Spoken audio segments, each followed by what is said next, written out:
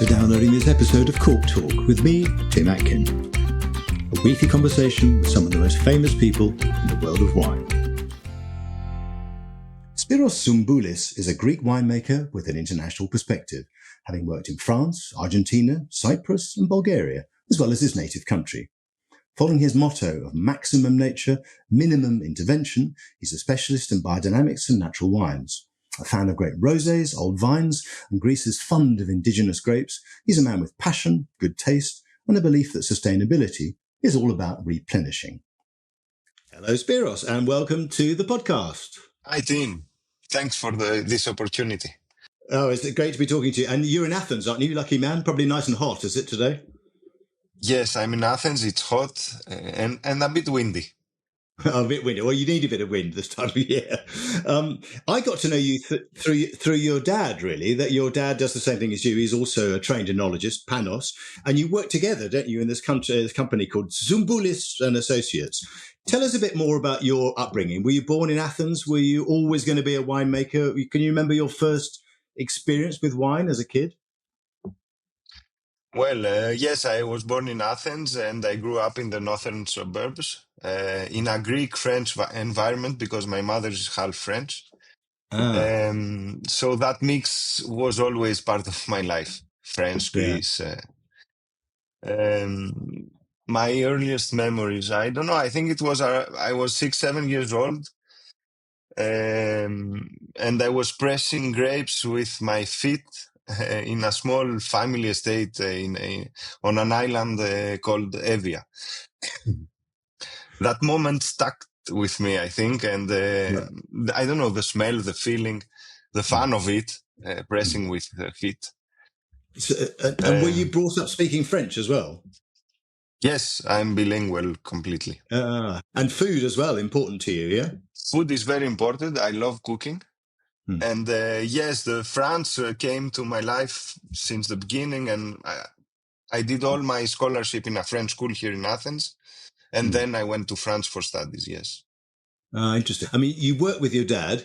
What did you learn from your dad? He's a very special person. I just wondered, do you ever disagree? Of course, we disagree. To start from your last question, of course we disagree. We are from different generation, but I think it's a bit natural to disagree. I think this is our strength at the same time because we debate, we challenge each other. We are from different generations, so it's how new ideas comes. Yeah. And I think it pushes us also to think differently and stay creative. What have you learned from him? I mean, love of the land, I think, is a big thing with him, isn't it? Yes. One other small memory I have from him is that he was always teaching me when we were eating something that we have first to smell before putting in the mouth. And that's something, that habit I have is something, I don't know, it's maybe in a way how I approach wine finally, or tastings, or because tasting is memory. So it helps always to have good memory when tasting. Yeah, interesting. So it's from your mother and your father, really, this love of food and this interest in taste and the world around you. Yes, my father, except he's a winemaker and he was consulting all his life and he's still consulting, but he had also a restaurant for about 20 years and my mother has a wine shop. So yes, I'm in the wine since my first. But another thing I learned from my father is that except the books, the books says how you make wine, the theory, which is very important because without the theory, you cannot understand what you are doing. But once you are in a winery, it's a different story. And theory and reality doesn't always match. So that's where my father helped me a lot. And he gave me practical tips or make real winemaking smoother, maybe. Yeah. And I think it saved me a lot of time definitely, and maybe I avoided some mistakes like this. Good advice. I mean, you had this French background, as you said. You're bilingual, and you studied enology in Toulouse and Montpellier. I mean, you already had France in you, as it were, through your mother. But I mean, do you think the French see things differently in wine terms? Did it help you going to study in France? Yes, I don't know. France is a global reference in enology, and it has deep tradition. It has rigor, I believe, and huge diversity of terroir also. So I think it's a good place to understand the science and the culture of wine. Yeah, I think that's true. What I took there, I believe it's precision and discipline and the terroir-driven mindset I have today. Yeah. I mean, it's interesting because before you came back to Greece to work with your father, you spent a lot of time in France. You were at Chateau Malatic-la-Gravière. Also, you worked overseas, outside France, also in Crontiras, where you still consult in Argentina, and for Bodega Roland, which is also in Argentina, in Aix-en-Provence. And then you were in 4 years, you're 4 years in Bulgaria, again for Michel Rolland. Of all of those experiences, was there one that was really rewarding? I mean, was it working with Michel that taught you a lot? Look, after my studies, I wanted to explore a little to see what is happening in other places. And I took the opportunity to travel and work in other places. And I wanted to build also my own experience to Yeah. see wine from multiple angles. Yeah. And I didn't want to return. I was not sure I wanted to return in Greece yet at that time. So each experience I had the opportunity to go was chosen for a reason. For example, Malartic-Lagranvière was for the white wines. I learned there to make high quality white wines. I was in this part. In Provence, well, it was rosé, definitely. And it was the reason I went there. I wanted to see, because it was a period of that was the rosé was a trend, and I wanted to see how they do there. In Bulgaria, I worked in a very large scale winery focused on quality with Michel. And there it taught me how to manage volume with not compromise, without compromising the character of wine. So each place, I think it gave me, I don't know, something unique, maybe technically and personally, of course, because it's relations you are making in each place. So it helped me shape the way I am today, I suppose. It's interesting that you work with Michel. Michel Rolland is, a very famous global wine consultant and maker from Pomerol. And he's associated, I mean, possibly unfairly, with a certain style of wine, which is sometimes portrayed as a bit of a recipe. If anybody's seen that film, Mondovino, I mean, his approach seems almost the opposite of what you represent today. And I can't imagine him making a low intervention wine. Is that unfair on him? Do you think he could make a low intervention wine like you do? Well, I think it is a bit unfair, yes. When I started my career, it was during this peak of the so-called Parkerized wines or style of Yeah. wine, and that was the context of that time. That's true. Michel Rolland had, I believe, a clear vision of what wine could be, and it was a vision that was appreciated, of course, by critics like Robert Parker. I think over time that image became a bit simplified. And from my side, from working closely with Michel, and I worked in two roles with him. One, it was in his own winery in Bodega Roland in Argentina, and as a part also of his consulting team by being his guy in Bulgaria. So I had two visions of the two roles, actually. Yeah. So it was much more a nuanced side, and he was extremely respectful of the fruit, the place where we were working, and also what the producer wanted, which is important for our job, for being a consultant. What I appreciated work during my time with him was the exposure to a wide range of vinification, working with many, many different varieties. And I also learned, and this is something that follows me since then, the art of blending, which is something that's often underestimated, I believe. And it's one of the most complex and creative parts of winemaking. And he's very good at that. Yes, he's. Yeah. I don't know. On this part was really a huge lesson for me. How to blend and what it means blending. Yeah. What made you decide to go back to Greece? I don't know. I was almost for 10 harvests across both hemispheres and running also my family restaurant between the seasons. I was coming back always to Athens. But I decided it was time to come back and be based somewhere. And I chose Greece. And in 2015, I became the winemaker of Tinos Winery on the island of Tinos in the Cyclades. And I stayed there for 2 years as a winemaker. And then I joined my father to grow up our consulting business. So I think I needed to be based somewhere. That was the reason I came back. Yeah.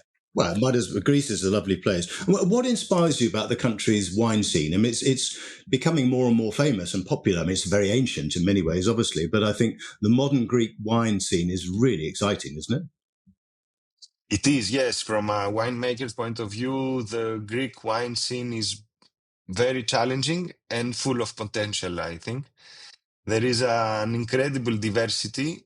There are a lot of untapped terroirs. And I think there is still much room to experiment and evolve. It is also very challenging because of the climate change. Yeah. We are already seeing the pressure it puts on vineyards, especially in hotter and drier regions. And how many wineries do you work with inside Greece and outside Greece? It's about 20, 22 estates,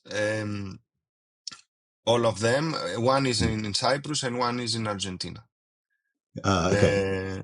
And then there 20 are also in Greece. from this, 20 yes, in Greece. 20 in Greece, and some of them are small, private, high-quality projects. Their goal is not to sell the wine; it's just to drink it with friends and family.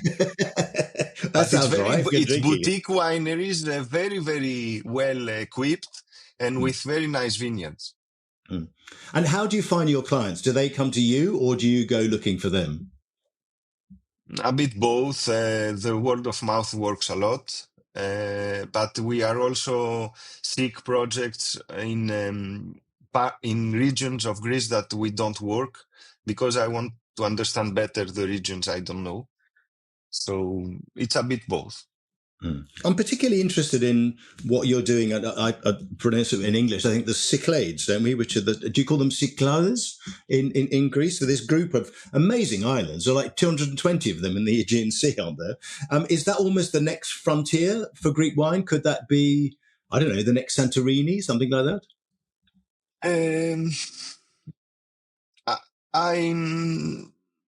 I'm not sure. I don't know. It's maybe a bit too big to say it's the next frontier. But what I know is that every island is a hidden gem for winemaking. Each one has its own identity or its own conditions or potential. So the landscapes are really extreme, strong winds, lack of rains, very low yields. But it's at the same time what makes the wine so characterful, I think, of this region. So working there is not easy, but it's incredibly rewarding for us. We are dealing with raw nature, old and ungrafted vines, which is really interesting, and people who are deeply connected to their lands because it's difficult to live in these places. Yeah. I think that this combination creates something special finally in the bottom. And which Greek grapes do you like most? I mean, people listening to the podcast may have heard of a few of them, Sinomavro, maybe, or Assyrtiko, which have become a little bit more internationally famous. But which are the grapes that you like working with in Greece? Well, for drinking, I prefer to drink Assyrtiko, not in barrel, and Aspropotamisi, which are two of them are from the Cyclades. Yeah. For red, I think I prefer working and drinking Xinomavro, maybe.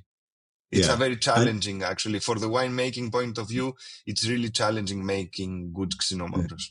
I mean, do you think any of them have international potential? We're starting to see Assyrtiko planted in other places now, South Africa, for example. Yes, Assyrtiko has already started its international journey. It's not only in South Africa, it's also in Australia, a bit in France, we can find.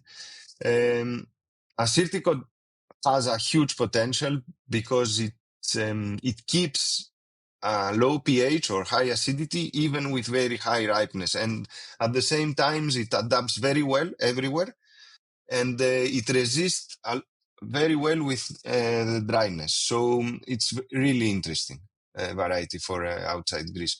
Other varieties, I don't know, maybe Xinomavro could be, but it's very Mm. tannic, so it has some, it's more difficult maybe.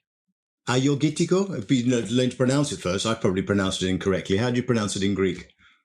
Agorgitiko, That wasn't too it's, bad. no, it was very good.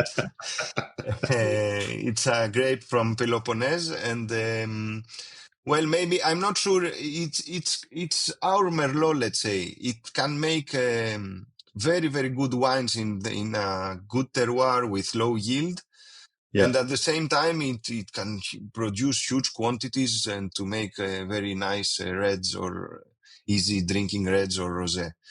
It's our Merlot, and it's a bit fragile with botrytis, so I'm not sure it's the best thing to export.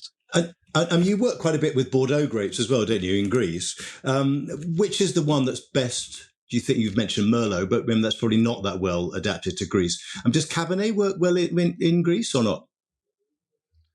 Well, yes, Cabernet is we find very good examples of Cabernet and of Cabernet Franc in Greece.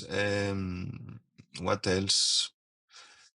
I think mostly it's French varieties, not a lot of Italian ones we can Mm. find, but it's mostly reds. Syrah, I forgot Syrah. Syrah also, we have very good examples of Syrah and in the north of Yeah, I've had Greece. some good ones. Yeah, yeah. I want to talk a little bit about the way you farm now, because your motto, I notice, is maximum nature, minimum human intervention. So let's start with the nature bit.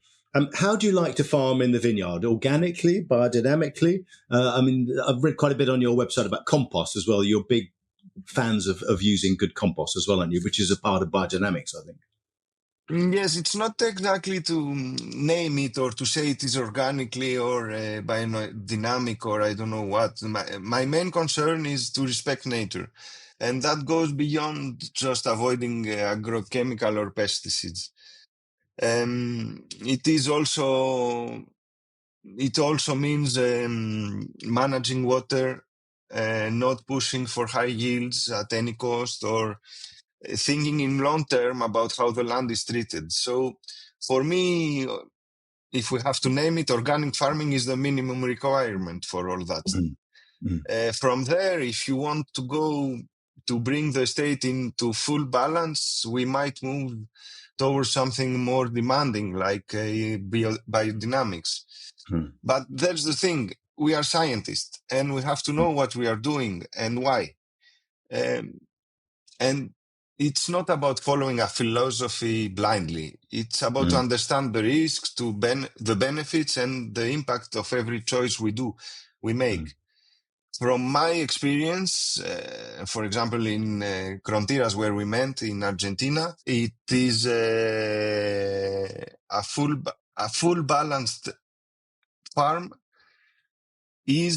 reacts much better to extreme condition during the growing season. And what do I mean by balanced? It means that the farm includes animals like birds, Mm. insects, or even the compost you mentioned, but also cover crops. Mm. And the soil has to be alive, full of worms, microorganisms, and natural activity. So that's when you really start to see resilience and quality come together, Mm. actually. Mm. This is what is important for me. I mean, who taught you about biodynamics? Was it your father? Or was it just from reading Steiner and other things? It's both, and my father and I read a lot of things, but mostly it's in the farms we are learning.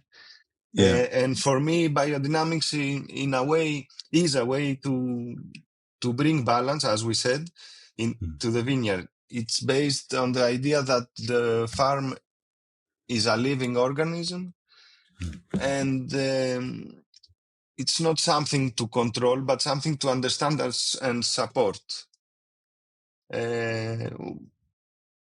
We use compost and teas, we follow some natural rhythms, but we always stay scientific. It's about Okay. Yeah. observation and responsibility, I believe. Yeah. Interesting. So you always look at it scientifically. Yeah. Yes, we Yeah. It's not a want cult. to understand. No, it's not. Yeah. We want Yeah. to understand what is happening and not just saying we are doing biodynamics. Yeah. It's interesting looking at your website, which is excellent, by the way, and some good articles on there. You talk about Thank you. sustainability, and your definition is taking without depleting. I really like that. Tell us a bit more about that definition, about how you see it. How does that work in practice, that you're taking without depleting? Sustainability, nowadays, it's a word we hear a lot these days, and sometimes it sounds a bit theoretical or even like marketing. But if you've experienced it in a vineyard or a winery, you know it's something very real. For me and for us, sustainability means what you said, and it's taking without depleting. It's about seeing your environment not as a resource bank, but as an ally. I believe it's a mindset and not a checklist. And it doesn't have to be all or nothing. Every small step counts. And to be a bit more practical, I mean, a sustainable vineyard is an autonomous system. You don't go in to fix problems, but you go in to observe, to see what is already working, and to keep this balance we are talking about. It's about experimenting, asking why something changed and how to respond. Sometimes called And the replenishing, same isn't for it? the winery. Sorry? Yeah, it's called replenishing sometimes, isn't it? Yeah, Yeah, yes. yeah, yeah. And finally, it's a bit the same in the winery because we forget it sometimes and we don't talk about the winery, but how we use water, energy, or how we deal with our waste. It's not about being perfect or showing off, but it's being responsible and improving. And step by step, it's not only big things.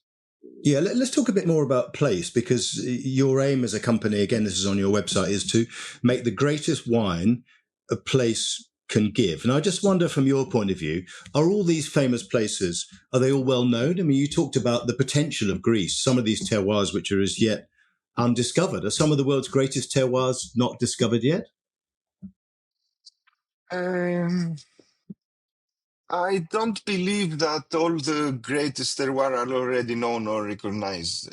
Some of the most interesting places I worked in, like the remote island in the Cyclades or high altitude vineyards in Cyprus, had no reputation at all, but a huge potential at the same time. So a vineyard doesn't need to be famous to be great, I believe. And sometimes it just hasn't been given the chance yet. For me, the goal is always the same, to understand what a place can truly give and to help express that. It's not about copying another region style. It's about letting the vineyard speak on its own voice. I mean, do you walk into a vineyard and think this has got amazing potential? I mean, is it almost a sensation when you're in a vineyard where you've not been before? Yes, there is a bit of this energy you can feel in a place you go, even if it is a vineyard or if it is a place we will plant a vineyard. Yeah. You can sometimes feel that, yes. Mm-hmm. Yeah, I think, I mean, I get that with places generally that they have atmospheres sometimes, not all places, but some do, and especially vineyards, I think. Yes, I believe that, and that's my something my father is very good at, and I try to learn how he do. But I think it's a feeling thing. Yeah, I think you're right. I mean, you work a lot with old vines, especially ungrafted old vines. I mean, Argentina being a good example. What is it that makes old vines so special? Is it partly epigenetics in a sense? You know, do they learn from their environment? They're also more resistant to climate change, right? Yes, old vines for me are really special, and they've been through decades of climate farming, and they adapt every day. Their deep roots and balance help them respond better, I believe, to stress and extreme conditions. Mm, So yes, it is a kind of epigenetic memory. mm, And the ungrafted vines, on the other hand, it's something else. The, for me, I think that it's the truth. mm. It's the authentic plant, the unfiltered by Americans rootstock. They give more direct expression of the varieties generally and the place. And if they are old and ungrafted, well, there we have the gem. Interesting. So the rootstock, the American rootstock, is almost like a filter or a screen, is it? Yes, it's something that saved us in a period, and for sure we cannot do vines without rootstocks in many, many places. Mm, But in the place where we have ungrafted vines, even young ones where we can compare with grafted ones, yeah. we can see that, yes, there is a direct expression of the variety. Interesting. And are you And we planting saw some that new in we Argentina? saw that Yeah. in Argentina, yes, because we have Mm, young vines, ungrafted or mm. grafted ones. Oh, so you're actually planting ungrafted vines in Argentina? Yes, in the Bodegas Yeah. Fronteras, it's all ungrafted, but we had Oh, the opportunity to compare, and when I was in Roland also, uh, yeah. and we see difference. How interesting. Yeah. What about minimum intervention? You said you were minimum human intervention. I just wonder how much is too much? How do you decide what is minimum? It's a huge discussion, and I think we are all wrong with this trend. But Mm, for me, low intervention doesn't mean doing nothing. That's the first thing. It means doing as little as possible, but being fully present. mm, You cannot just leave the mast and come back a week later and see what happened. mm. On the contrary, you have to be over the tank, tasting, analyzing, checking every parameter because you are not using any preservative or additive to save the wine later. So you have to be there.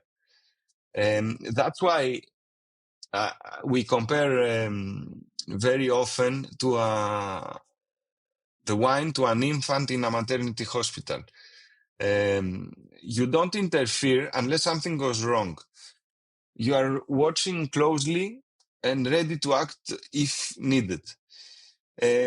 We have all the tools if there is a problem, but the goal Yeah. is to let nature do the job. So, and when it works, the result is more pure, more Yeah. true. So you have to be vigilant, basically. And present, as you said. I like fully present. Yeah. Yes, it's when you don't put anything to help you and to preserve the wine as the SO2 is, you need to do things before they happen. Hmm. So you have to be Ah, there. okay. So, I mean, that's the key to making wine without faults is not to wait till the faults happen, right? It's to Exactly. intervene beforehand. Yeah. Of course, because it's a fault. You don't have a rubber after and you erase it. It's not possible in wine. You cannot go back. Yeah. Is it difficult to do these low intervention wine, these natural wines? I mean, you almost need more science to do it well, don't you? Exactly. It's what we think. And if it is difficult or not, I think the real question is how much risk we are willing to take.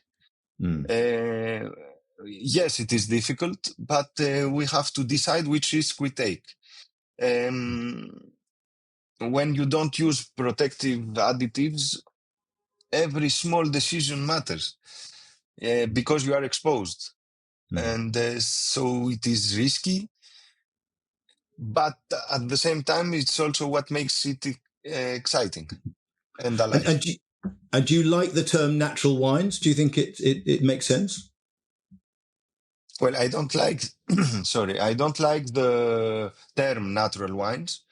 Even if we use it a lot, I believe it's better to say low intervention or no intervention wines. Do I like them? Yes, if they are not faulty. Of course, I like them. I As I suppose like a tomato that is organically grown without anything. yeah. Yeah, I suppose one of the things is who decides what's a fault or not. Because some people say, oh, a little bit of Brettanomyces is okay, or a little bit of volatility is okay, or I don't know, some flaw character. I enjoyed reading one of your articles about wine, where you argued that the main function of wine should be to be tasty and enjoyable. Do you think we've partly lost sight of that we're almost trying to make wines that are too perfect, but too obsessed with cleanliness? The first part of your question, who decides? Well, I don't know, maybe the critics, Sorry. but no, seriously, we are scientists and there are objective parameters, legal definitions, and analytical tools that define what is acceptable or not. Some faults like high volatile or acidity or fermentation in a bottle, it's not a matter of taste. They are outside the law or Yeah. not enjoyable. So this is not debatable. But of course, not every wine has to be crystal clear. A little haze because we didn't filter, that's fine. But haze because the wine is unstable or re-fermenting in the bottle, no, that's not fine for me. Yeah. What matters to me is to have a wine that is stable, that all the bottles are under the same label are the same, and that the wine is tasty and enjoyable.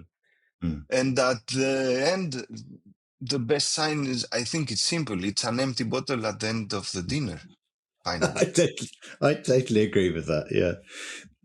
Tell me a bit about rosé, because you said you went to Aix-en-Provence to learn how to make rosé, and it's become something of a speciality for you.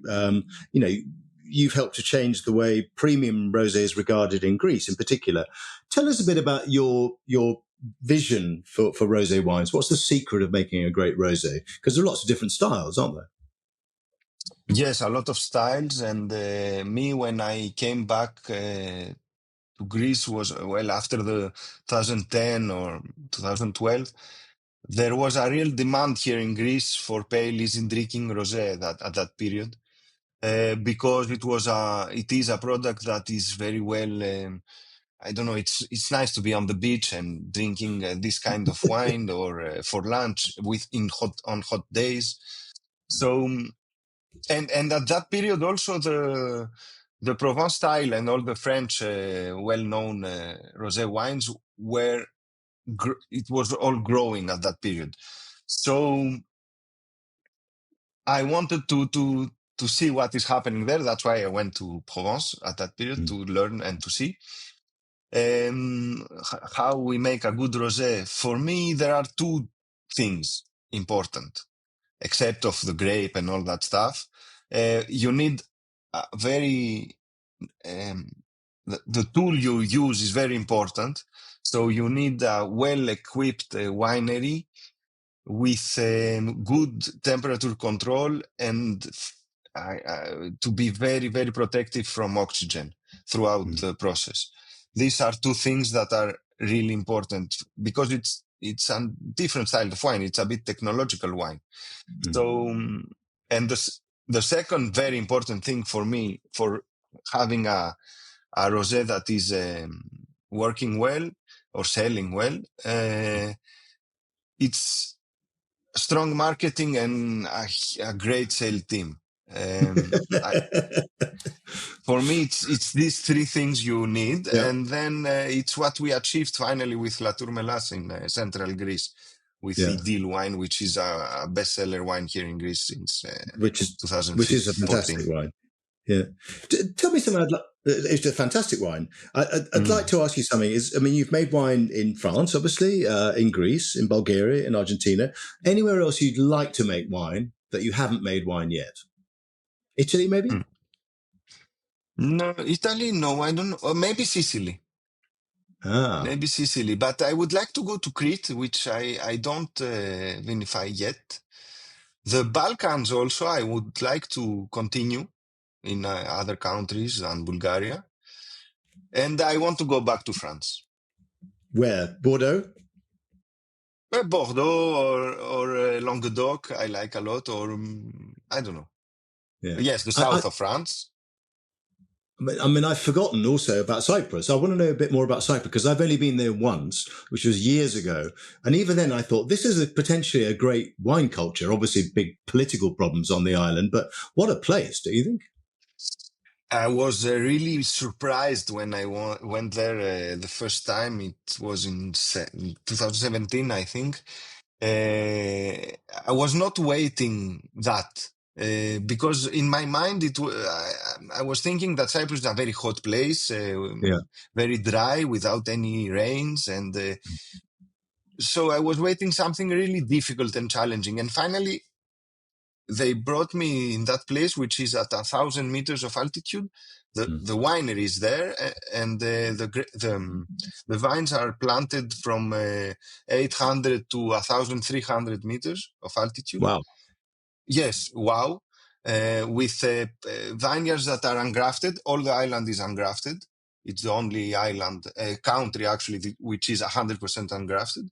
And by law, you cannot plant other things. And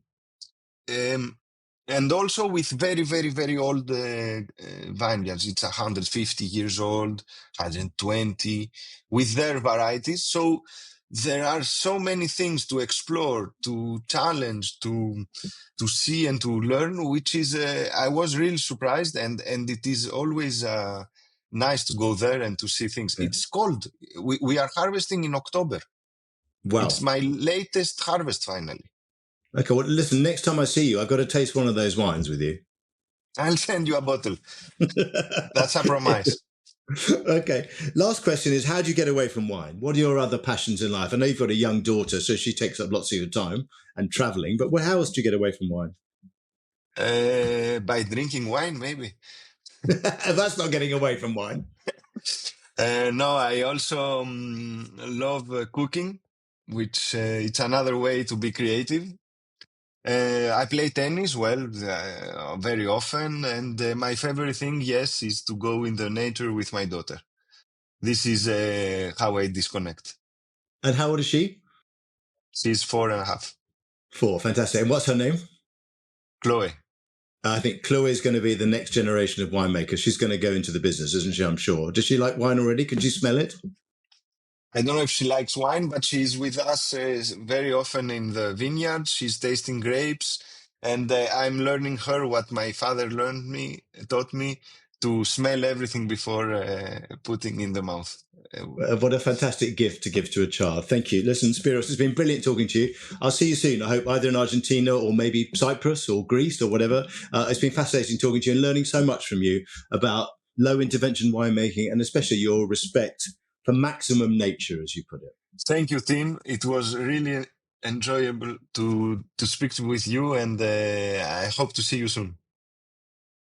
Well, I don't know about you, but I found that inspiring, and I can't wait to try some of those wines from Cyprus. Next week on Cork Talk, my guest is Marcus Sauvage from Burn Cottage in New Zealand. Join me then. Thanks for listening to Cork Talk. If you want to read more reports, articles and tasting notes by me, go to my website, timatkin.com. You can also follow me on Twitter @TimAtkin and on Instagram @TimAtkinMW. See you next week.